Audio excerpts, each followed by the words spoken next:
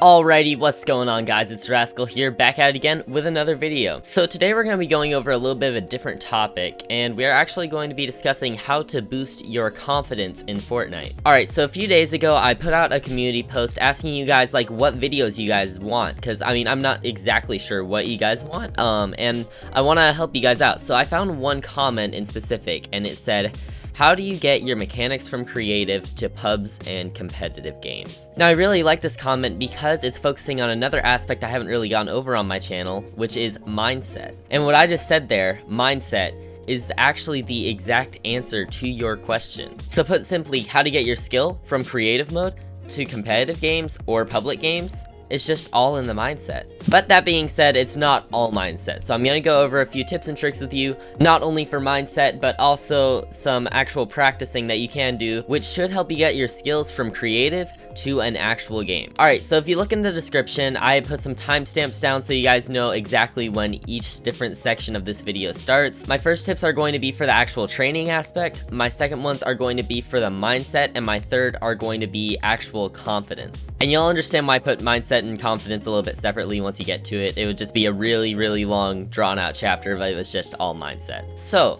how are you supposed to train to get your creative skills into a public match? Now, the reason that you usually don't do as well in public games as you do in creative mode is, one, you're probably playing with overpowered loot, such as a purple pump, gold pump with a P90 or something, and you have infinite mats, meaning you're not having to worry at all about running out of materials. So there's a couple things you can actually do to train without this kind of stuff. Now don't get me wrong, having infinite materials does make you a much better player when it comes to building, cause you don't have to ever stop, you can just keep on cranking. But that being said, you also need to know how to play the game without all those materials. So there's a number of different ways. You can go ahead, try practicing in zone wars. That's one of the best ways, I think, to actually improve in that area, because you do have limited materials. It's set up like arena, and one of the best parts is there's actually, if you look in creative mode right here, they pretty much always have a queue-in feature for zone wars, which is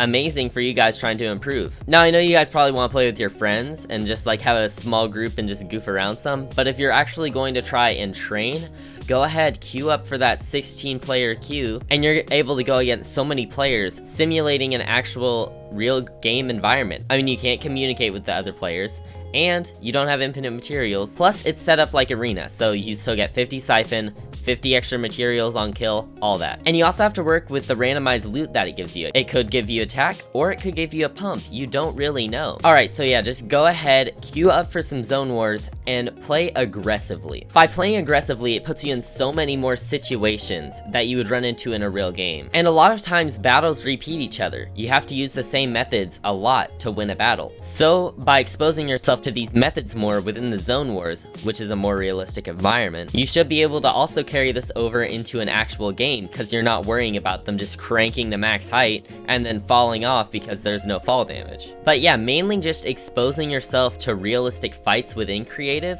where you can respawn and get another chance really fast is what's going to help you carry your skills over from creative to real game. Alright, so now time for section 2 of this video, which is mindset. Now, I know I gave you some tips to help you carry over your skills from creative to real game, such as playing in realistic environments and all, but the main thing that is going to help you actually play well within a Fortnite game is your mindset.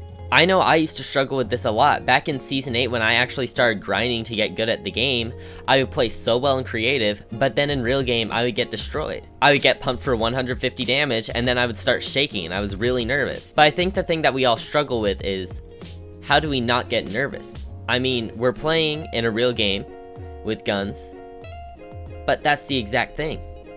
We're playing a game. You have to be in the mindset that you are playing a game, and that's it. The game has no effect on your real life.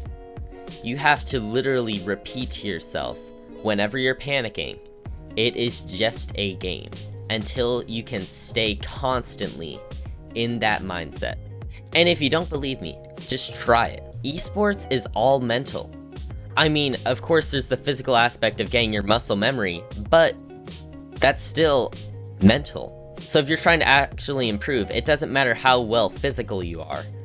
About 90% of esports is mental. So I can almost guarantee you, once you get into that mindset of I am the best in this lobby, and it's just a game, and if I die, it doesn't matter, you are going to play so much better, and you're going to be able to actually transfer your creative confidence into a real game. Now, why don't we have to repeat ourselves this in creative, you might ask? Well, because the stakes aren't quite as high. I mean, it's less risk. Usually you get shot and respawn within the next 30 seconds or so, depending on what you're playing. And sometimes you respawn instantly, so there's no punishment in dying, and you're able to push whatever fight you want. And another thing is staying in a positive mindset. If you get pumped for like 150 damage, you gotta be like, well, at least I'm not dead, you know? You can't be like, oh gosh, I'm gonna die now. You have to be in that positive attitude that you are still alive and you can still fight and you can still win this game. And by saying to yourself, well, I'm probably dead, you're just completely forfeiting that game. Guess what? You are dead. So it's all just mental, getting your confidence up. And this is going to be something that takes time, okay? This is not going to be instant change. It's not going to be overnight change. It's probably going to take you at least a week to notice actual improvement. But this is something you need to do, because creative mode is where you practice. Creative mode is where you grind, and then you show off your skills in a real game. So once you build up the confidence in a real game, you can show everyone in that lobby what you're made of. Alright, let's go ahead and move on to part 3. Now part 3 is basically just a different version of part 2. We play well when we are confident. I was playing with my friend earlier. He literally said he wasn't feeling good. He wasn't feeling confident, so we just played some creative mode for a while rather than played arena. And you know what? That's okay. It's fine to take a break and build up confidence. If you guys have ever watched a pro player, you can tell they don't usually get tilted. And when they do, you know they are. Like, they just start screaming and they're just like done right then. They're completely done with the game. But then they come back and ready up a couple minutes later, and it's all fine again. I know a lot of people who get eliminated and they just get so mad, and then they go into the next game mad, and then the next game mad, and they just keep on dying and dying, and it's making them more mad. But when you get eliminated, that is a learning experience. Being eliminated is probably one of the best things that can happen to you from an improvement standpoint. You've got to use that.